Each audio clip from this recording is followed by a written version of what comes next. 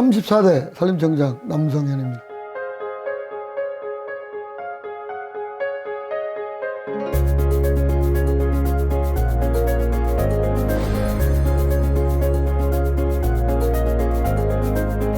지난 50년간 우리가 나무를 심고 가꾸고 잘 보존해왔던 숲을 이제는 글로벌 스탠다드에 맞게 선진국형으로 산림을 경영하고 관리하고 지속 가능하게 이용해야 된다라는 거거든요. 제가 취임사의 캐치프레이즈가 선진국형 산림 경영 관리를 통해서 산림 르네상스 시대를 열어가자. 숲으로 잘 사는 대한민국. 글로벌 산림 강국 이겁니다.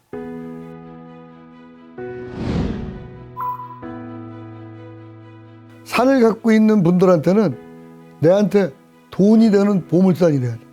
하나는 산을 갖고 있는 분들이 돈을 버는 경제정책. 그 다음에 또 하나는 더 나아가서는 우리가 목재 자금률도 높이고 국가 전체적으로 볼 때의 그 경제정책을 어떻게 할 거냐. 또 하나는 국민들의 삶의 질이 높아지는 그 사회복지정책.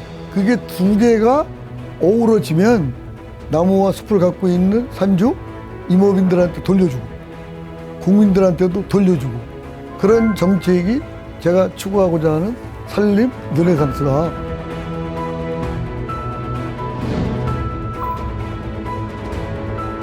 산을 갖고 있는 분들이 이 환경성 검토하고 재안전성 검토만 끝나면 내 산은 국가에서 규제하지 말고 자율 경영할 수 있도록 제도를 바꿔나간다.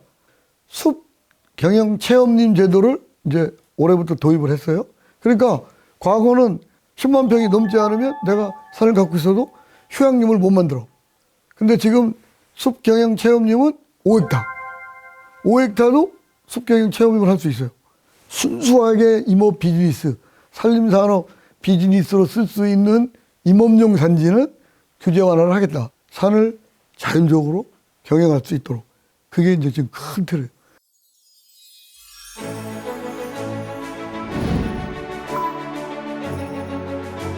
그동안에는 정부가 국가나 지방자치단체가 공공기관에서 고용을 했는데 이제는 본인이 비즈니스 모델로 이게 발전시킬 수 있도록 산림복지 전문업 제도를 도입을 했어요. 내가 이제 CEO가 될 수 있어요. CEO, 창업, 산림치유 지도사, 그 다음에 숲해설가, 그 다음에 수목원 코디네이터. 최근에 와서는 나무의사. 저는 그거를 꼭 괜찮은 녹색 일자리라고. 산림과 관련된, 임업과 관련되어 있는 녹색 일자리는 무궁무진하다. 경제적으로 가치가 얼마 있느냐? 산림산업특수본류표에 의하면 산림과 연계된 그 관련 산업의 산업 규모가 1년에 161조예요. 그 다음에 공익적 가치 259조 하면 거의 400조가 넘는 데서 산림 산업이 활성화되고 있다. 제가 보면 그 산림 서비스 산업을 이 퍼스트 무버가 돼가지고 앞으로 블루오션이다. 저는 그렇게 생각합니다.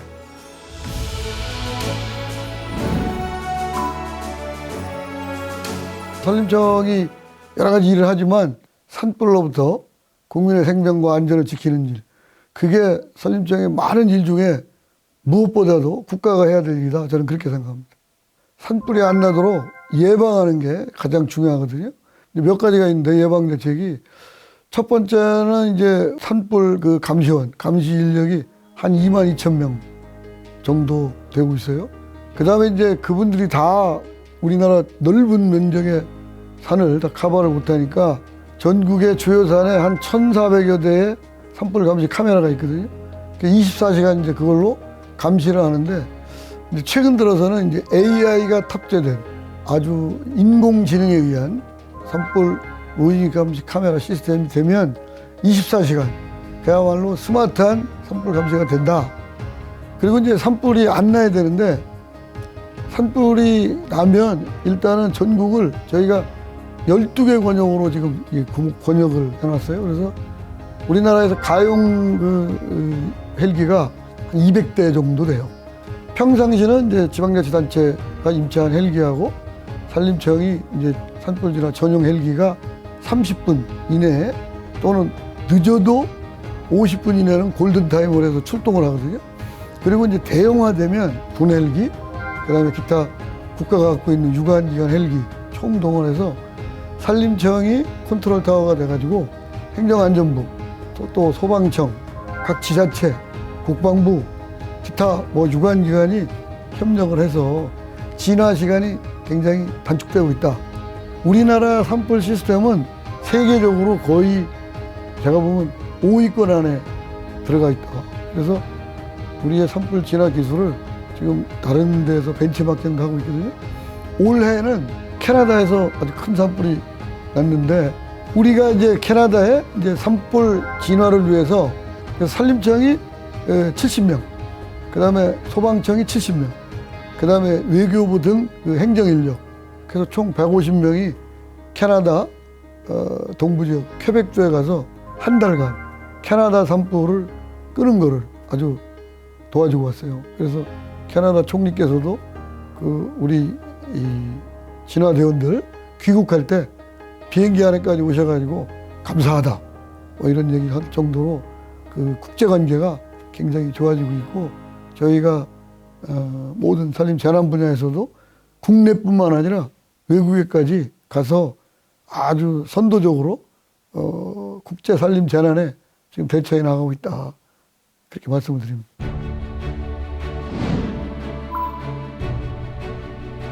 원래 임도는 그 전통적으로 선진국으로부터 나무를 심고 가꾸고 산림을 경영하는 데 필요한, 사람으로 말하면 동맥이라고 저는 하거든요. 선진국도 우리나라의 인도 밀도를 비교해 보면 선진국은 우리나라의 10배예요. 그 나라는 다 이렇게 인도가 조밀조밀 있어가지고 그야말로 동맥, 실핏줄 막 통하는데 혈액순환이 잘 돼서 산림 경영을 하기 시작했거든요. 근데 이제 최근에 와서 플러스 알파가 지금 되어 있는 거예요. 왜? 기후위기로 산불이 많이 나니까 산불을 지상진화하는데도 필수 기반 시설이다. 그래서 세 가지. 산림 경영의 필수 기반 시설이다. 두 번째는 산불이 났을 때 지상진화할 수 있는 산불 진화 임도다. 그 다음에 평상시는 우리 지역 주민, 국민들한테 휴양 레포츠, 산림 레포츠를 제공할 수 있는 필수 인프라다. 그러니까 앞으로 산림 정책에 있어서 가장 큰 인프라 중에 인프라는 인도 확대하는 거다. 저는 강하게 제가 주장하고 있습니다.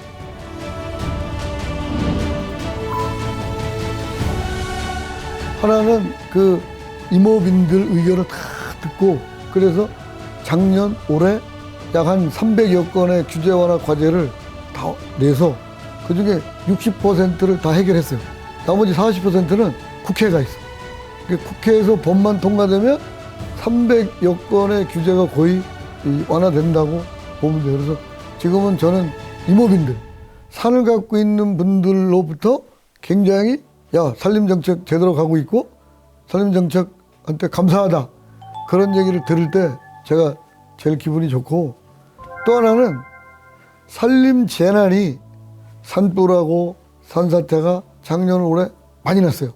그런데도 인명피해가 단 한 사람도 없었다.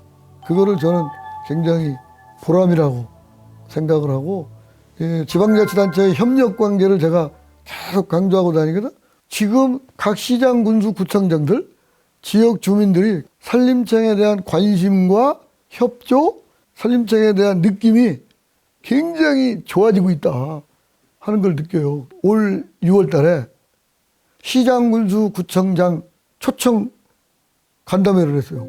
하나는 목재 친화 도시, 두 번째는 정원 도시, 세 번째는 각 지역에 있는 임산물을 활용한, 산지를 활용한 비즈니스 모델.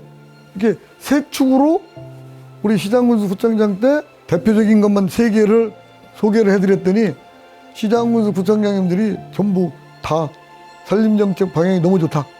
그래서 지자체도 적극 참여하고 협조하겠다. 그래서 그 세 개 프로젝트만 소개했는데 너무 반응이 좋습니다. 그래서 앞으로 산림청이 나아갈 길 중에 하나가 그거다.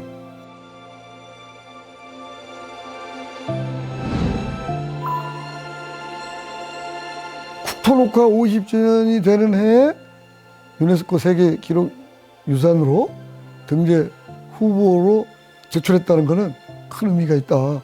그리고 또 하나는 임업인도 잘 살고 국민들이 잘 사는 산림정책, 숲으로 잘 사는 대한민국. 그게 제가 산림청장으로 이루어야 될 꿈이고, 그 다음에 이제 국격을 좀 높여서 글로벌 산림 강국이 좀 돼야 되겠다. 그래서 이제 앞으로의 그 ODA 사업은 우리나라의 그 탄소 중립에 도움이 되는 해외에서 탄소 배출권을 확보할 수 있는 프로젝트를 지금 더 이제 가미를 해서 이제 새로운 지평을 열고 있죠. 이제는 세계 속에 우리나라 또 산림과학 기술도 지금 세계 10위권 안에 들어가 있거든요. 근데 그거를 우리의 비전 목표는 5위권 안에 좀 올려놓자라고 지금 하고 있어요. 앞으로 우리 산림청이 나아갈 방향은 산과 나무와 숲과 더불어서 행복하고 건강하게 잘 사는 대한민국을 만드는 미션, 비전을 갖고 있습니다. 그래서 경제, 환경, 사회 각 분야에 걸쳐서 각종 산림 정책을 잘 추진해서 산과 더불어 살아갈 수 있는, 또 산, 나무와 점점 더 가까이 가면서 내 생활에 굉장히 도움이 될 수 있는 정책, 그런 정책을 적극적으로 펴나가도록 하겠습니다.